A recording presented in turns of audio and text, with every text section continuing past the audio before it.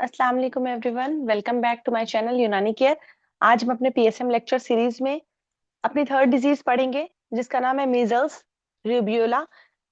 तो आप लोगों को इसमें कंफ्यूज नहीं होना है। रूबेला में रूबेला जो होता है वो जर्मन मीजल्स होता है, तो वो दूसरी डिजीज है बिल्कुल कंप्लीट।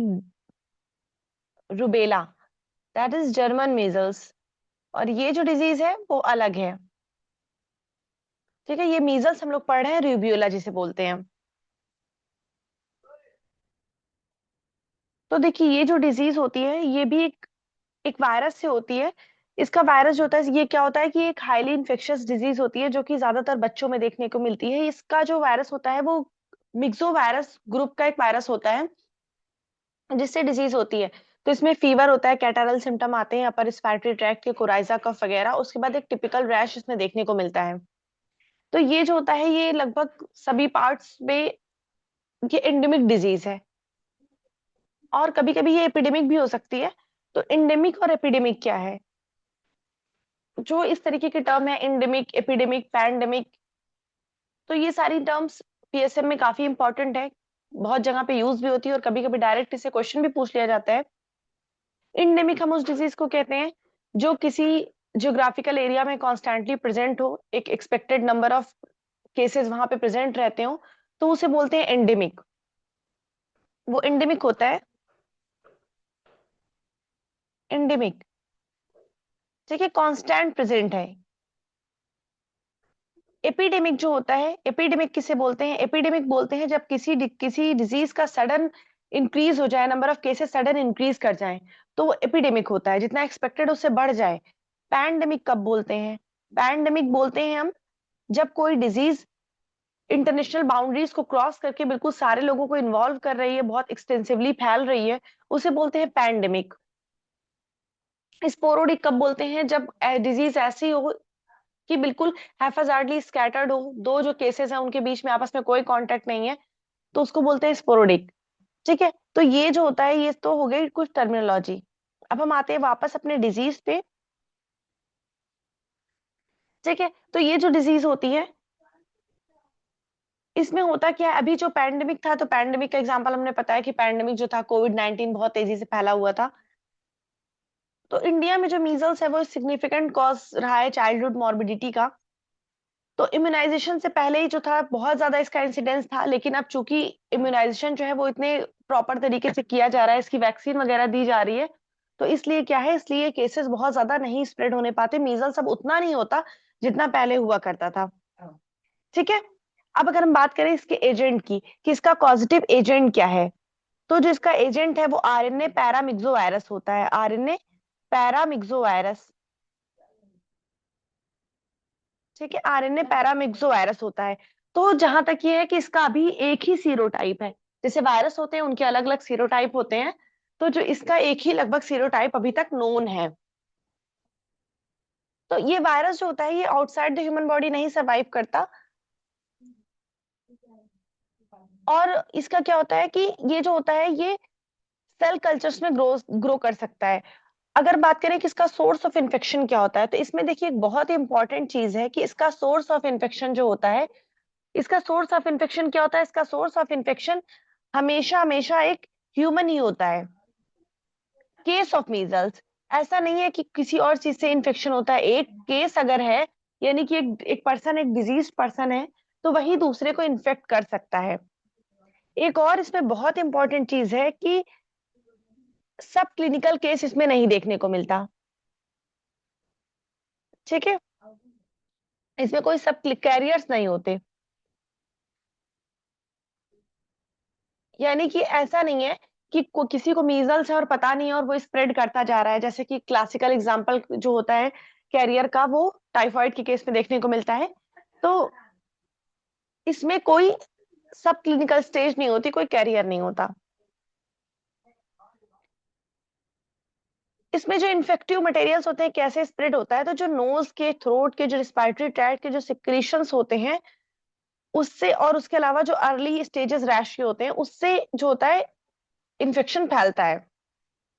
अगर हम बात करें कि इसकी कम्युनिकेबिलिटी कब होती है, कब तक ये जो डिजीज होता है उसको ये स्प्रेड कर सकता है, जिस तरीके से हमने अदर डिजीज में पड़ी थी। उसी तरीके से मीजल्स जो है वो जो प्रोड्रोमल पीरियड पीरियड इसका होता है उसमें हाईली इन्फेक्शस रहता है, जिसमें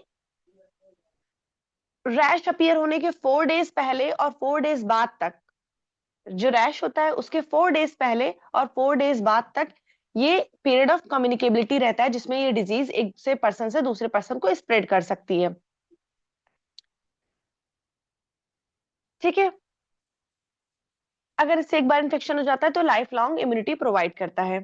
इसमें जो एज ज्यादा इन्वॉल्व होती है तो इसमें बच्चे ज्यादा देखने को मिलते हैं, 6 मंथ से लेके 3 ईयर तक के बच्चों में ज्यादा देखने को ही मिलता है।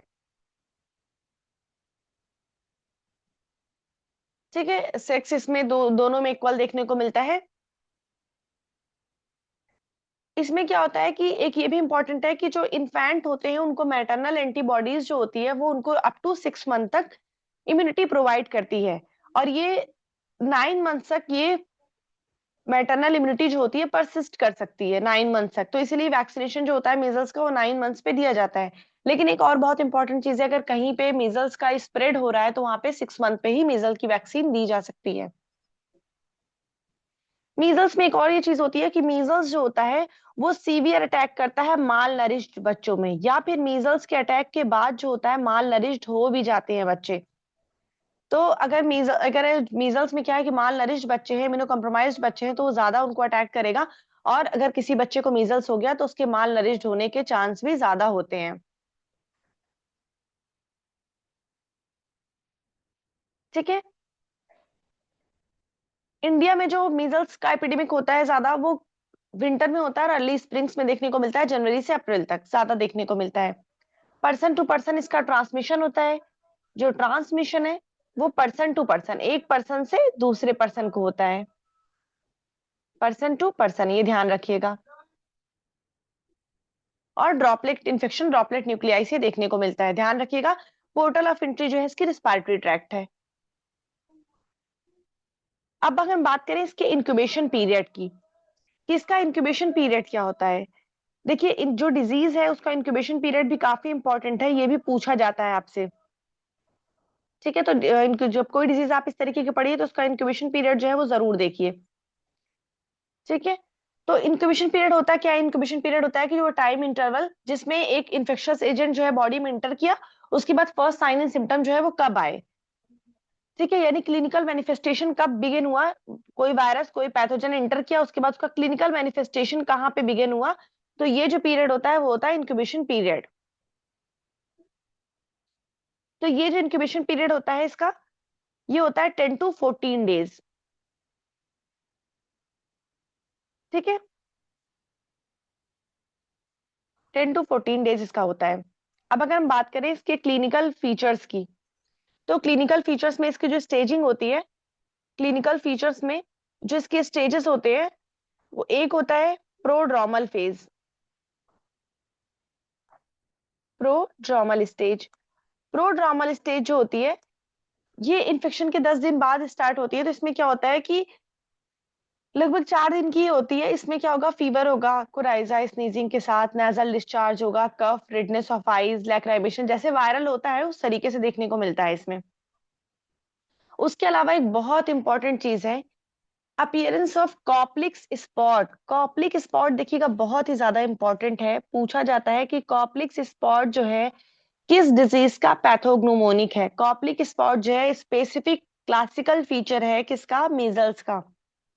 ठीक है, ये कॉप्लिक्स स्पॉट होते क्या है, ये टेबल साल्ट के क्रिस्टल जैसे स्पॉट होता है, ये बक्कल म्यूकोसा पे होता है। ये जो फर्स्ट और सेकंड मोलर टूथ होता है उसके अपोजिट ये देखने को मिलता है, हेड ऑफ द पिन की तरह ये छोटा सा होता है। ये पैथोग्नोमोनिक है मीजल्स का, बिल्कुल ध्यान रखिएगा, इसे बहुत इंपॉर्टेंट है।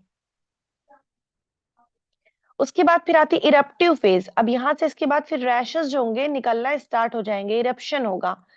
इरप्टिव फेज, इसमें क्या होगा कि बिल्कुल डस्की रेड मैक्यूलर या फिर मैक्यूलो पैपुलर रैश, हम इससे पहले वाली जो डिजीज पढ़ा था हमने उसमें हम मैक्यूल क्या होते हैं पैप्यूल क्या होते हैं पढ़ चुके हैं। अगर आपने वो नहीं देखी है तो आप उसे देख सकते हैं। तो ये स्टार्ट कहाँ से होता है, ये बिहाइंड द ईयर स्टार्ट होता है।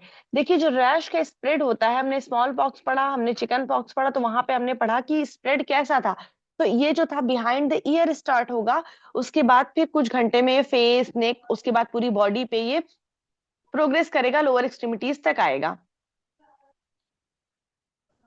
ठीक है, अगर कोई कॉम्प्लिकेशन नहीं होता तो जो लेजन है, जो फीवर है, वो अपकमिंग 3 to 4 डेज में फिर खत्म हो जाएगा, फेड कर जाएगा, एक ब्राउनिश डिस्कलरेशन छोड़ जाता है, जो कि 2 मंथ के अप्रॉक्स ये रहता है। ठीक है, वायरस जो होते हैं टीयर्स में, nasal, throat, secretion, urine, blood, इन सब में अपीयर होते हैं। ठीक है, उसके बाद जो नेक्स्ट स्टेज आती है वो आती है post measles stage. Post measles stage, इसमें क्या होगा कि बच्चा वेट लॉस कर सकता है और वीक रह सकता है। विटामिन ए जो होता है वो भी इन बच्चों में विटामिन ए जो होता है वो भी कम हो जाता है, इसलिए मीजल्स के केस में विटामिन ए भी दिया जाता है। उसके बाद अगर हम बात करें कि इसमें क्या कॉम्प्लिकेशन देखने को मिल सकते हैं।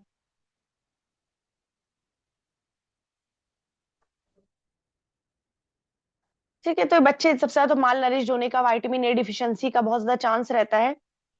और कॉम्प्लिकेशन ज्यादातर उन्हीं बच्चों में देखने को मिलता है जो ऑलरेडी वीक हो, इम्यूनो कम्प्रोमाइज्ड हो।